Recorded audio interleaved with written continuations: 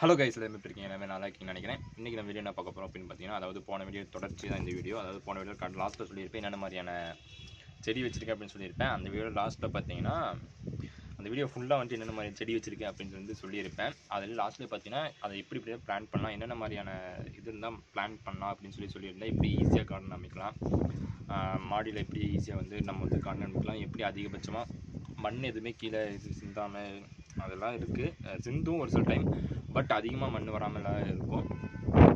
அதெல்லாம் இப்படி பண்ணலாம் அப்படிங்கிறதெல்லாமே சொல்லியிருக்கேன். கொஞ்சம் விண்டு நாய்ஸ் இருந்தால் கொஞ்சம் மன்னிச்சுக்கோங்க. ஏன்னா போன வேலை நிறைய விண்டு நாய்ஸ் வந்துச்சு. இந்த வீடியோ விண்டு நாய்ஸ் வராதுன்னு நினைக்கிறேன். மைக் போட்டிருக்கேன். போன வேலை சடனாக எடுத்தனால மைக் போடல. இந்த வீடியோ நான் வந்து மைக் போட்டிருக்கேன். விண்டு நாய்ஸ் வராதுன்னு நினைக்கிறேன். பட் அப்படி வந்தாலும் கொஞ்சம் மன்னிச்சுக்கோங்க. ஓகே, நம்ம இப்படி வீடியோ கொடுக்கலாம். பார்த்தீங்கன்னா எப்படி வந்து பிளான் பண்ணுறது, என்னென்ன மாதிரியான இதெல்லாம் பிளான் பண்ணலாம். அதாவது நிறைய பேர் இப்போ அந்த மண் தொட்டியெல்லாம் வாங்கி வச்சு பிளான் பண்ணுவாங்க. அந்த சிமெண்ட் தொட்டி அந்த மாதிரிலாம் வாங்கி வச்சு பிளான் பண்ணுவாங்க. அது அப்படி பிளான் பண்ணலாமா, இல்லை பிளாஸ்டிக் ட்ரம்ஸு, இல்லை பிளாஸ்டிக் குடம், பிளாஸ்டிக் பக்கெட் அந்த மாதிரி ஐட்டத்தில் வந்து பிளான் பண்ணலாமா? அப்படி இல்லை அப்படின்னா க்ரோ பேக்.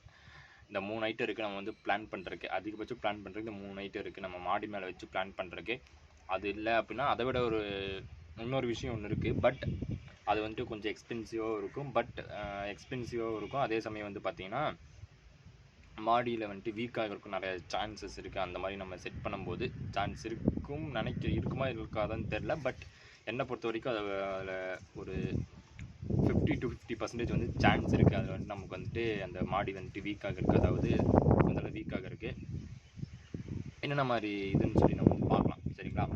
ஃபஸ்ட்டு அந்த மண் தொட்டியெல்லாம் இருக்குது பார்த்திங்கன்னா, அதாவது சிமெண்ட் தொட்டி, அதை வாங்கி வச்சு நீங்கள் பிளான் பண்ணுறீங்க அப்படின்னு பட்சத்துக்கு அது சுத்த வேஸ்ட்டு அப்படின்னு தான் சொல்லுவேன். நானே நிறைய எண்ணம் வாங்கி நாங்கள் வச்சு பிளான் பண்ணியிருக்கோம் அதுலேயே.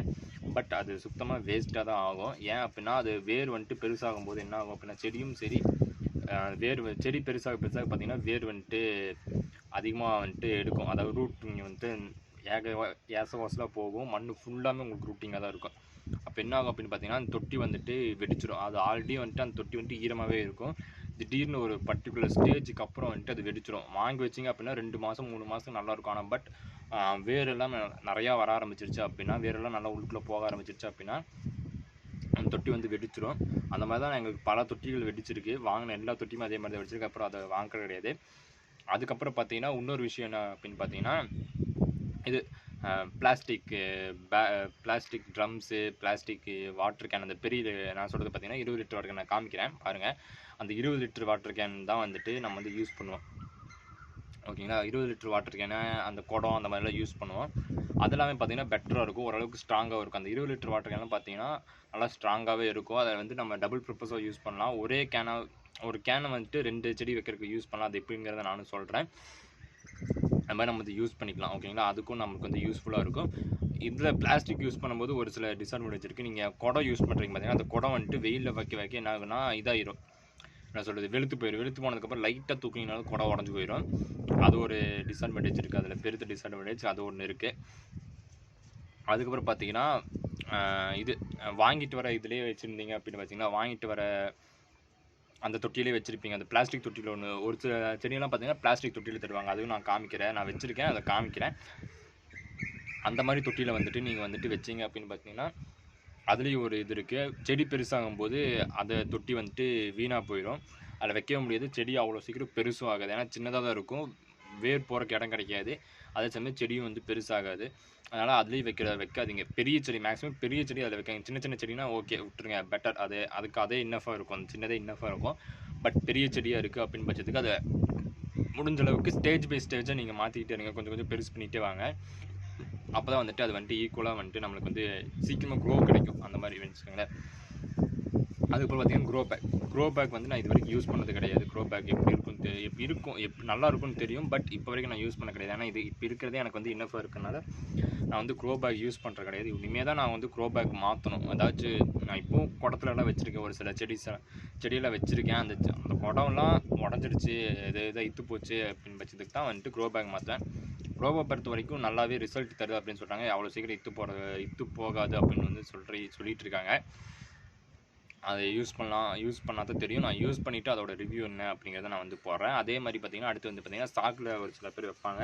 ஸ்டாக்கில் வைக்காதீங்க. ஸ்டாக்கில் வச்சிங்க அப்படின்னா தண்ணி ஊற்ற அது இஞ்சிரும், அதே சமயம் இத்து போயிடும். தூக்குனிங்கன்னா ஏதோ ஒரு இடத்துக்கு மூவ் பண்ணும்போது தூக்குனிங்க அப்படின்னா அப்படியே கீழே விழுந்துடும். அப்போ நம்ம செடியை வளர்த்துனதுக்கு பிரயோஜனமே இல்லாமல் போயிடும், ஃபுல்லாக அப்படியே போயிடும். அதனால் வந்துட்டு அதில் யூஸ் பண்ணாதீங்க ஓகேங்களா. இப்போ நாங்கள் என்னென்ன மாதிரியான இதில் வந்து வச்சுருக்கேன் அப்படின்னு சொல்லி காமிக்கிறேன். செட்டப் எப்படிலாம் இருக்குது அப்படிங்கிறத வந்துட்டு நான் ஃபுல்லாக வந்துட்டு காமிக்கிறேன் ஓகேங்களா. அப்படியே பாருங்கள், பார்த்துட்டு கீழே வந்துட்டு கமெண்ட் பண்ணுங்கள் எப்படி இருக்குது அப்படின்னு சொல்லிட்டு. இவ்வளோ தான் நாங்கள் வந்து பிளான் பண்ணதில் இவ்வளோ தான் இருக்கிறத வச்சு பிளான் பண்ணியிருக்கோம். இதே விட நிறைய பேர் பெட்டராகவும் பிளான் பண்ணியிருப்பாங்க, ஒரு சிலர் பெட்டராக இல்லாமல் பிளான் பண்ணியிருப்பாங்க. அப்போ கடைசியாக பார்த்தீங்கன்னா ஒரு மெத்தட் சொல்கிறேன்னு சொல்லியிருந்தேன். அதாவது எக்ஸ்பென்சிவாக ஆகும் அப்படின்னு சொல்லிட்டு ஒரு மெத்தட் ஒன்று சொல்லியிருந்தேன் பார்த்தீங்களா. அது என்ன அப்படின்னு சொல்லி எக்ஸ்பென்சிவாக ஆகும், அதே சமயம் வந்துட்டு பில்டிங் வந்துட்டு லைஃபும் இருக்காது அப்படின்னு சொல்லியிருந்தேன்.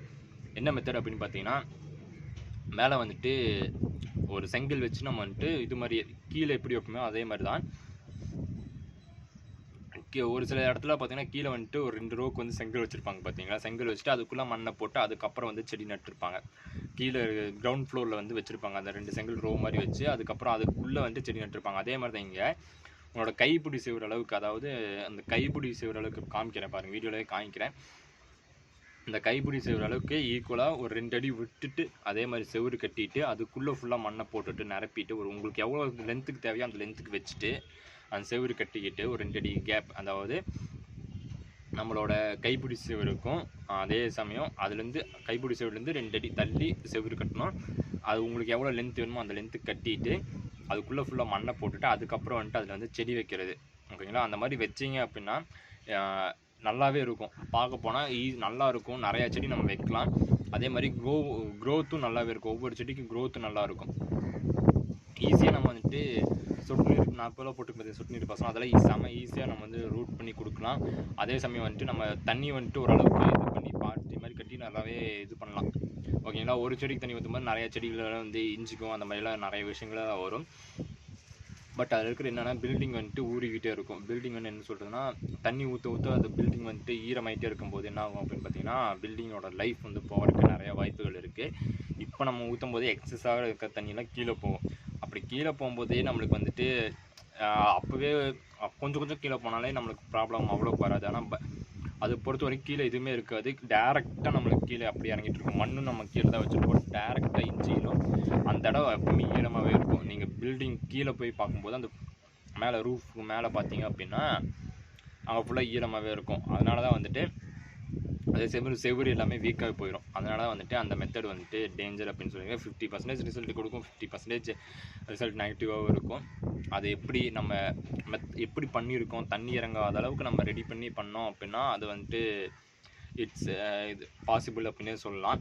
அப்போது 100% வந்து தண்ணி இறங்காது அப்படின்னு வந்து சொல்லவே முடியாது.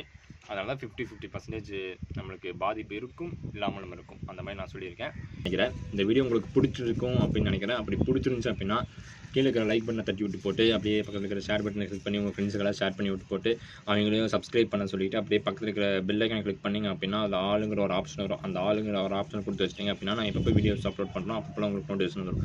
நம்ம எப்போ சொல்கிறோமோ அப்போ வீடியோ நம்ம வந்து அப்லோட் பண்ண மாட்டோம். அதனால் எப்பாச்சும் தான் அப்லோட் பண்ணுவோம். அந்த மாதிரி எப்பாச்சும் அப்லோட் பண்ணுற வீடியோ உங்களுக்கு வரணும் அப்படின்னா இந்த மாதிரியெல்லாம் பண்ணி வச்சிட்டிங்க அப்படின்னா தான் வரும். நம்ம வீடியோ